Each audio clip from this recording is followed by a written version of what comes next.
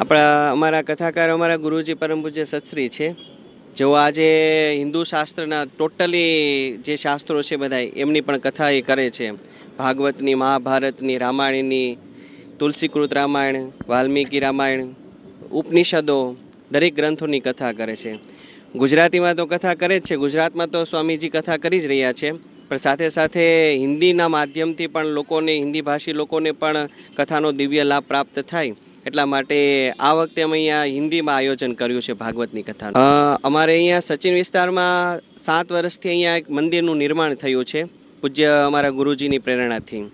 તો એ મંદિરમાં બિરાજિત દેવોનો તૃતીય વાર્ષિક પાટોત્સવ આવે છે, જે મંદિરમાં સ્વામિનારાયણ ભગવાન, રાધા કૃષ્ણ, સીતારામજી અને હનુમાનજી, ગણપતિજી, શંકરજી બધાય દેવોનું ત્યાં સ્થાપન કરેલું છે. બધાય દેવતાઓનો ત્યાં પાટોત્સવ આવે છે, તૃતીય પાટોત્સવ.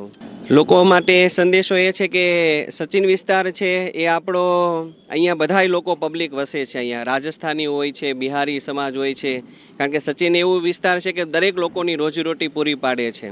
એટલે આપણે અહીંયા એવું આયોજન રાખ્યું કે દરેક લોકો અહીંયા કથામાં લાભ લઈ શકે, બધાએ કથાનું શ્રવણ કરી શકે, પોતાનો જે કાંઈ દુર્ગુણો હોય, વ્યસનો હોય એ પણ એ છોડી શકે.